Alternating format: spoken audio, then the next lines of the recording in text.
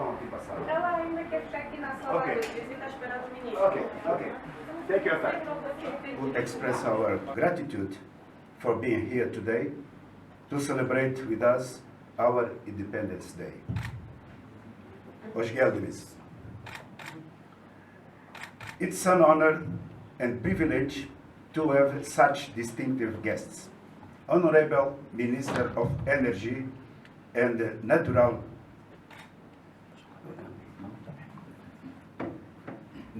Resources of Turkey, His Excellency Alparslan Bayraktar.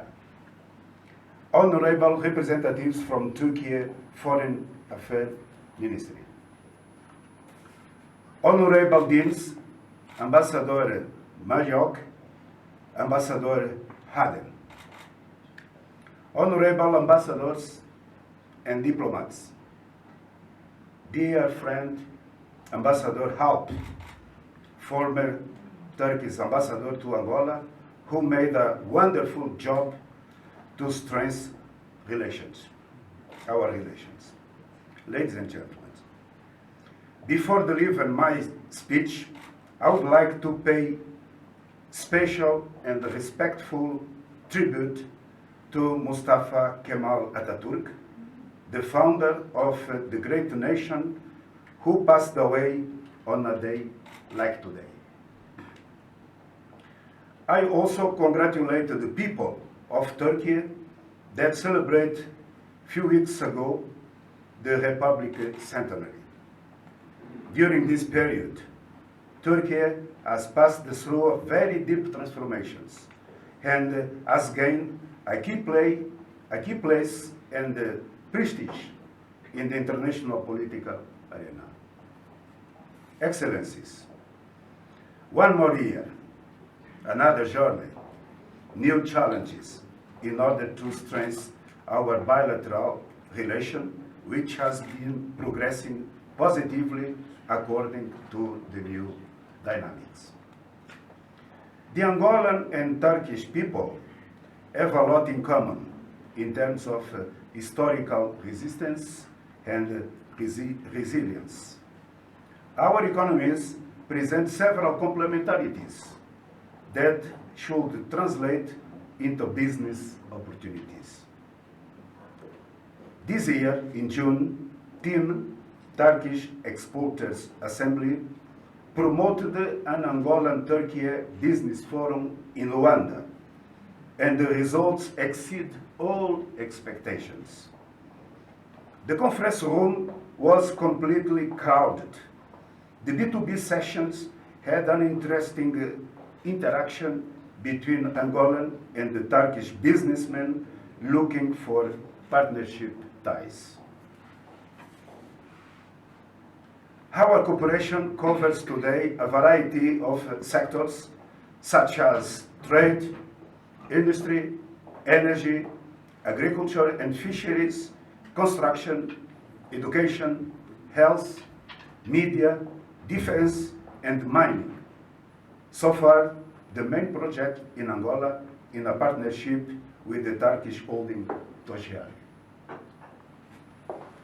2 years after the high-level visits of our two head of states to Turkey and Angola, we can ensure that the challenges made by President Recep Tayyip Erdogan and President João Lourenço to double the volume of trade cooperation is completely realistic and the goals achievable. That's why, just a few days ago, the National Civil Aviation Authority of Angola and Turkey decided to increase the current flight frequencies between our countries from 2 to 7 frequencies per week on the route Istanbul-Luanda and vice versa in order to meet the growing market requirement. In the multilateral sphere, during the first Turkey-Africa Business and Economic Forum held recently in Istanbul, it was a joy to notice that the trade between Turkey and the continent reached 40.7 billion US dollars in 2022, up from 5.4 billion US dollars in 2003, and Angola has been one of the countries contributing for this progressive growth. Angola, as an active international player, hosted in October this 147 Interparliamentary Union Assembly in Luanda, attended by 130 countries, showing our commitment to peace, parliamentary democracy, social justice, and promoting relations between people and nations. For the first time ever, this assembly was held in Africa and historically elected the first African women, our sister from Tanzania, to lead the Interparliamentary Union Assembly. Congratulations, CADC, congratulations, Africa. As pro tempore president of the CADC and president of International Conference on the Great Lakes region, His Excellency John Lourenço, through diplomatic actions, has intensified his effort in order to, together, find long-lasting solutions for some conflicts in the continent. I would like to take this opportunity to express our gratitude to the Turkish government for increasing this year the number of Angolan scholarships. Bear in mind that higher education is vital for the development of our countries. As part of our National Day activities, yesterday we hosted at this embassy 60 secondary level students from a usual school. It was a very interactive and interesting experience where we shared information about history, culture, dance, music, etc. Excellencies, dear friends, today we are inaugurating our small gallery. We named this gallery Moanapo, which is the main handcraft of the exhibition. Moanapo, used by the ethnic group Chokwe, is a mask that represents the whole importance and beauty of the women in the society. Our brothers and neighbors in Congo and Zambia have also similar masks. We have also a small exhibition of some products made in Angola that can be exported, such as marble, oil and gas, hoods, cotton, coffee, cookies, and beverages. Angola has a lot of touristic potential, and our government is investing in it. In the home, we have a small example of the amazing places in Angola with special look to the Okavango Zambeze project, crucial for the development of that region. This is one of the biggest tourism projects in the world, 278,000 square kilometers area. That includes 5 countries: Angola, Zimbabwe, Botswana, Zambia, and Namibia, sponsored by the United Nations. Taking in account the huge touristic potentialities, the Angolan government have unilaterally lifted the tourist visa from 98 countries, including of course, Turkey, to Angola for 30 days to make easier citizens and businessmen to visit Angola, discover and enjoy its wonders and enormous natural resources.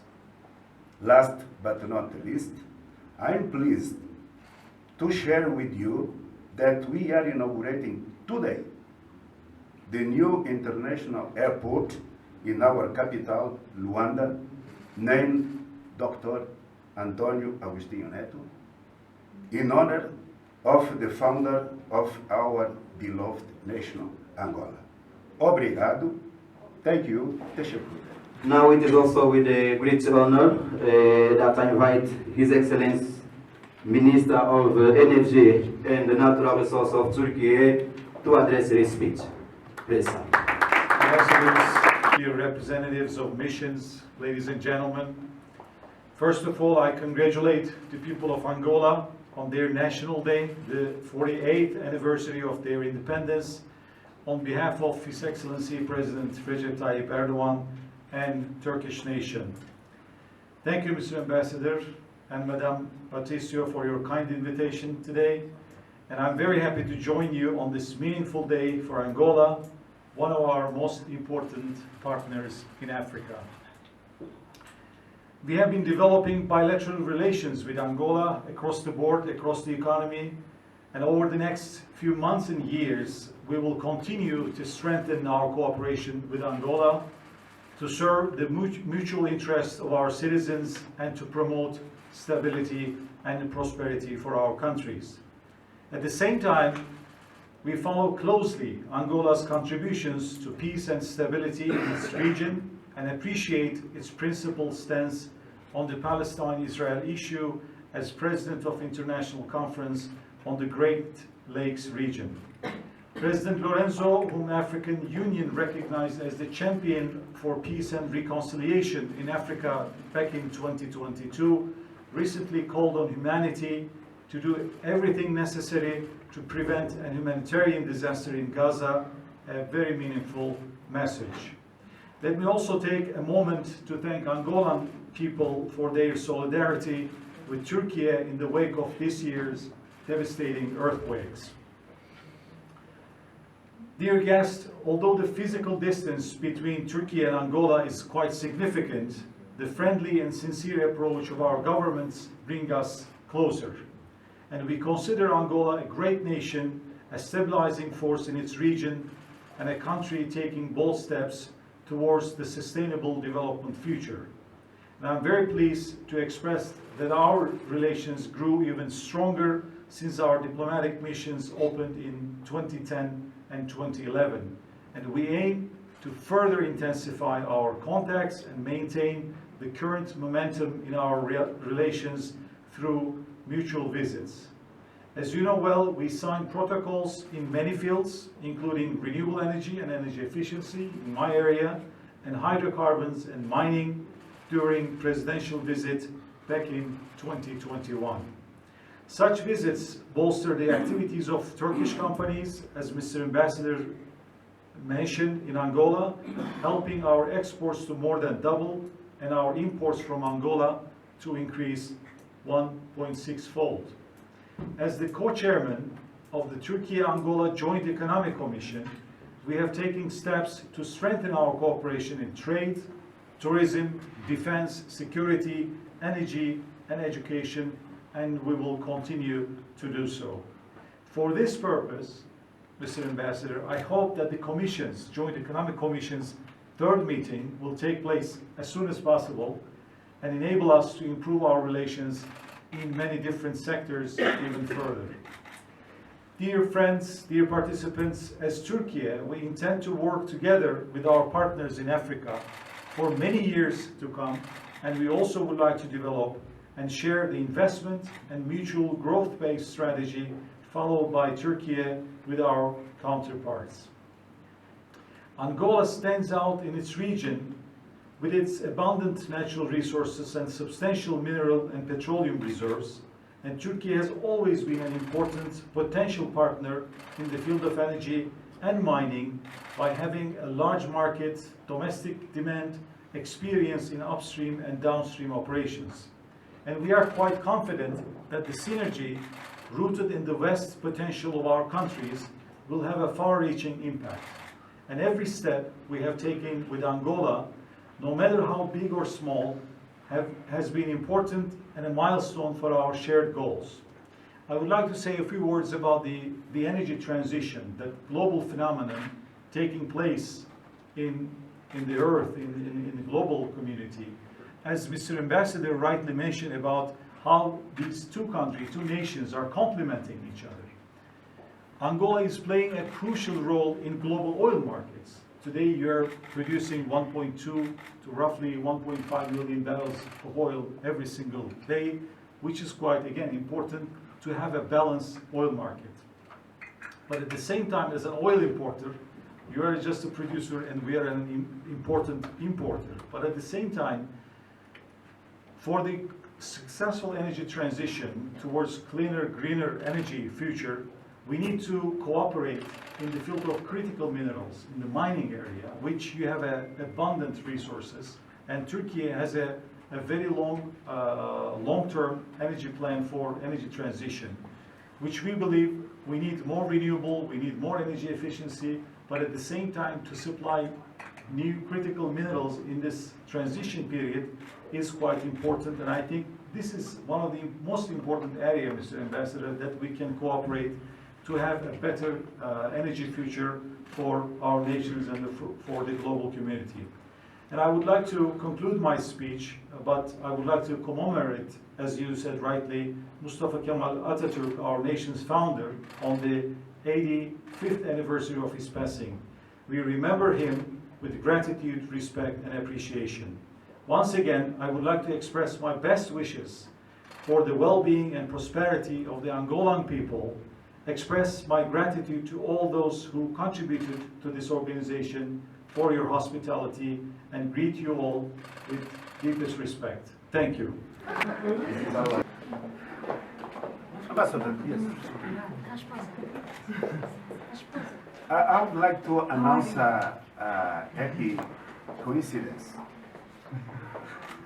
Our special guest was born 1975.